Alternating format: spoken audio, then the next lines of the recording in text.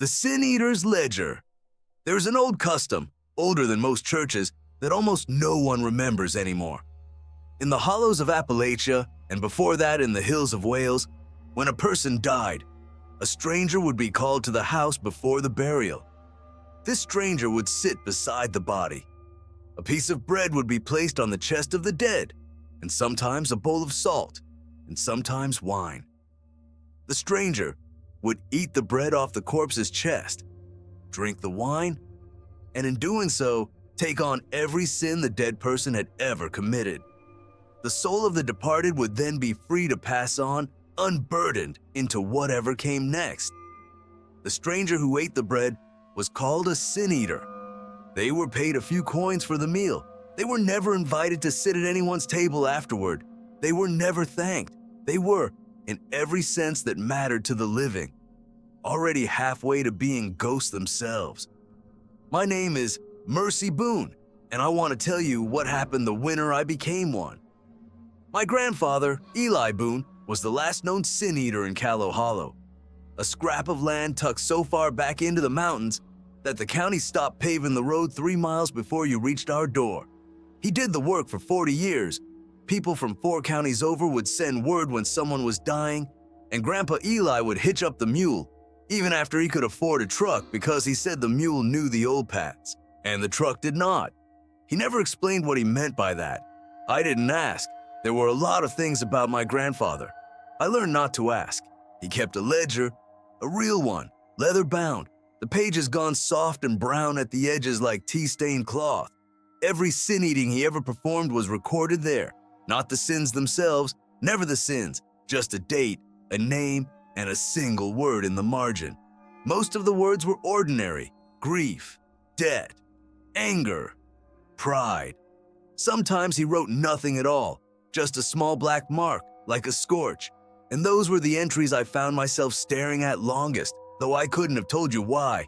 He died in November, 3 days after his 81st birthday, and it fell to me, his only living kin, the only one who'd stayed in the hollow instead of running for the cities like everyone else, to sit with him the way he'd sat with hundreds of others. Old Ruth Calloway, who still remembered the custom, brought the bread herself.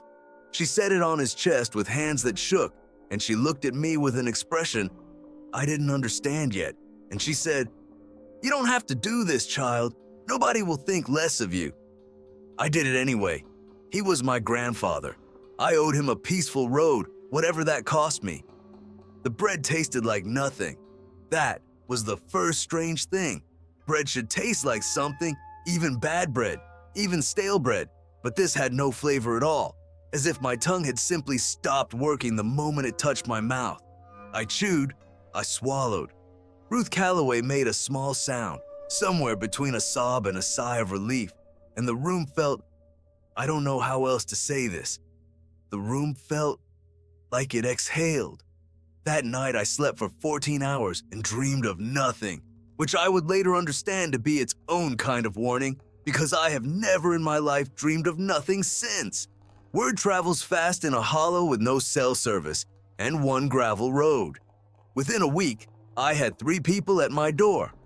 A man named Otis Fry, whose wife had passed from a wasting sickness. A widow named Belle, whose husband had drowned in the creek 2 Aprils back, and whose family, she said, needed him properly put to rest before they could sell the land. And a young mother, no older than I was, whose infant had died before it ever drew a full breath, and who could not stop crying long enough to finish her sentences. I did not want the work. I want to be honest with you about that, because everything that follows makes more sense if you understand I did not choose this the way my grandfather chose it. I needed money, and there was nothing else in Callow Hollow that paid, and the coins people pressed into my palm afterward, worn and warm from their pockets, were enough to keep the lights on through winter. So I did it. Bread on the chest, salt in a little wooden bowl. I ate, I drank. I went home. I slept without dreaming. For a while, that was all it was. A strange, sad, quiet job. Performed in dim farmhouse parlors that smelled of candle wax and old sickness. I told myself I was doing something merciful. I believed that mostly. The trouble started with the Aldous family. They lived at the far northern edge of the hollow, where the trees grow close enough together that noon looks like dusk. I had heard of them my whole life. The way you hear of a house everyone in a small town silently agrees not to mention. Grandpa Eli had never once eaten a sin for an Aldous, not in 40 years. And when I asked him why, once, when I was maybe 12 years old, he had gone very still and told me that some ledgers should stay closed and that a locked door left alone is a kindness to whatever's on the other side of it. I did not understand the warning until it was much too late to use it. Old Nathaniel Aldous died on the 2nd of December.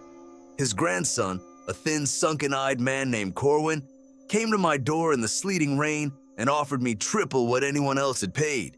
He said his family had waited 2 generations for someone willing to do the right properly. He said his grandfather could not be buried, could not even be properly mourned until the sin-eating was done, and that the family had been suffering for it. Sickness, stillbirths, a fire that took their barn, a daughter who walked into the reservoir in June and was never found. He said all of it in a flat, rehearsed voice, like a man reciting a debt he'd memorized so he wouldn't have to feel its weight. I should have remembered my grandfather's face when he told me to leave that door locked. Instead, I thought of my empty pantry and the ice already forming on the inside of my windows, and I said yes. The Aldous farmhouse was larger than I expected and colder inside than outside, which is a specific kind of cold I still don't have a good word for. Nathaniel Aldous lay in a back room with the curtains nailed shut. Not drawn, nailed. I noticed that and said nothing, because by then I'd learned that in this line of work, the things you notice and don't ask about are the price of admission. The bread was already waiting on his chest when I arrived, which had never happened before. Always I was the one to place it. This time, it sat there, like it had been growing out of him, and the family stood along the walls of that narrow room. 6, 7 of them, more than I could easily count in the poor light, all watching me with the particular stillness of people who have wanted something for a very long time and are afraid that wanting it out loud will make it disappear. I sat beside the body. I want you to understand that even then, some old animal part of my brain was screaming at me to stand up and walk back out into the sleet and never return, and I did not listen to it because I have spent my whole life not listening to the parts of myself that turn out to be right. I ate the bread. It tasted, for the first time since I'd started this work, of something. It tasted of copper and rot and something sweetish underneath, like fruit gone soft in a bowl left too long on a windowsill. I made myself swallow it because Corwin Aldous was watching me with an intensity that felt less like grief and more like hunger, and I did not want to know what would happen if I stopped halfway. The room did not exhale the way every other room had. It inhaled. I felt it, the way you feel a change in air pressure before a storm, a pulling, as though something enormous had just drawn a breath through every window and door frame in that house at once and was holding it. Nathaniel Aldous's eyes opened. I have told this part of the story exactly twice before tonight, and both times the person listening assumed I meant it figuratively, that grief and exhaustion and bad light had conspired to make an old man's face look, for one bad second, less than fully dead.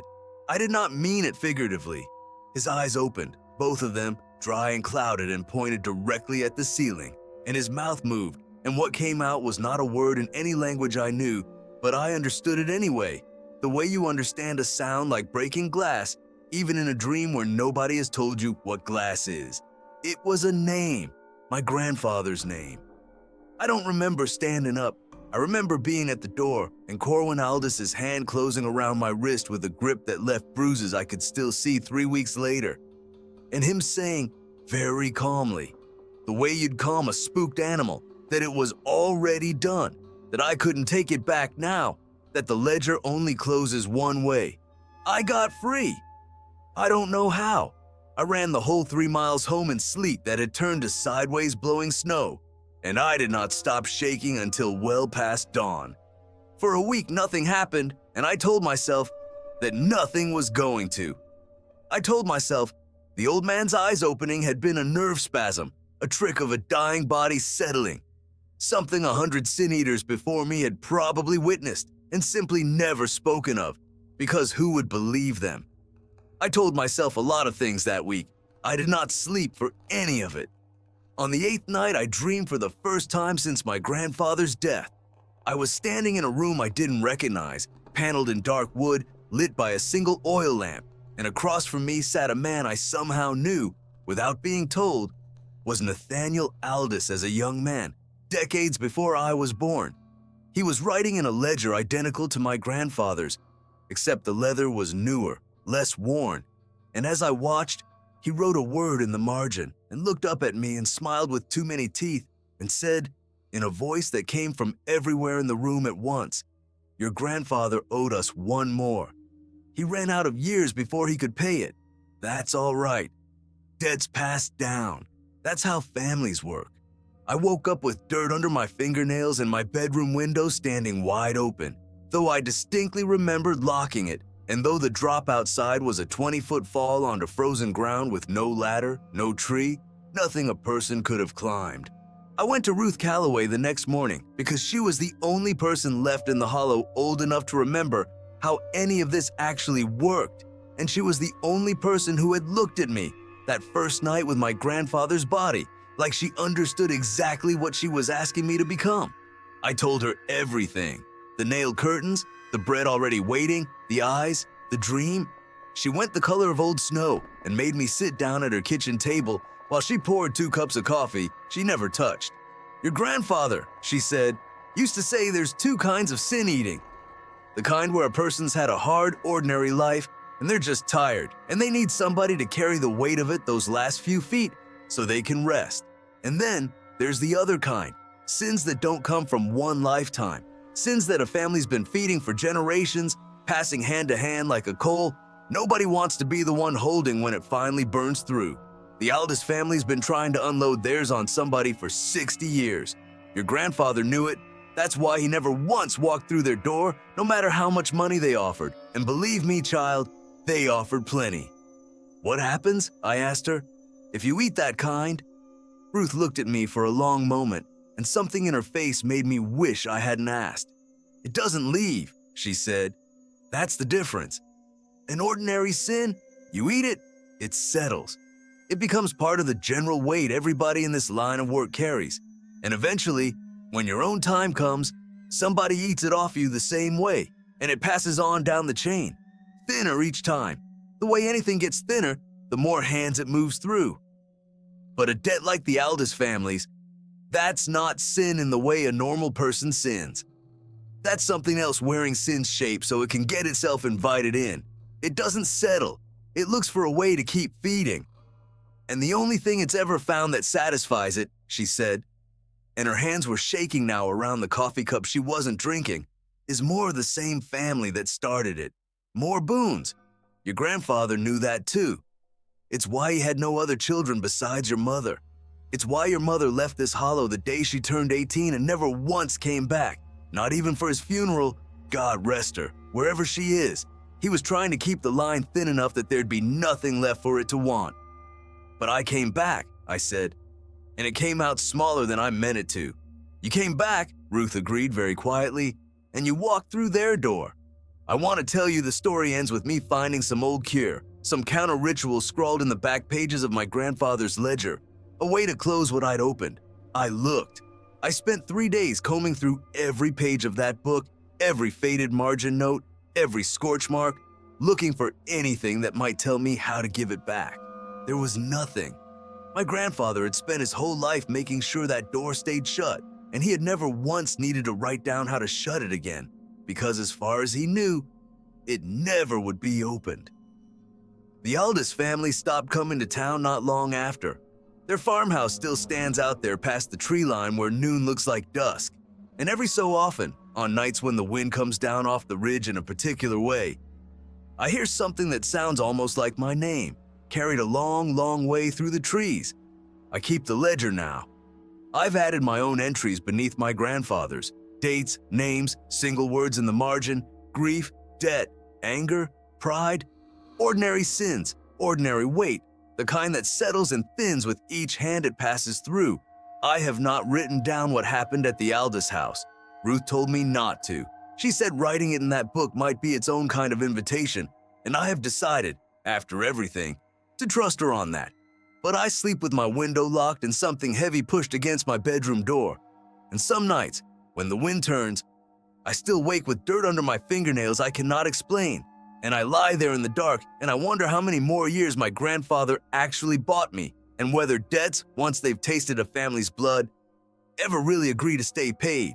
If anyone ever offers you good money to sit with a body you don't know, in a house you've never been welcome in before, in a room where the curtains have been nailed shut against the daylight, I am asking you, from the bottom of whatever is left of my own peace, to let that door stay locked.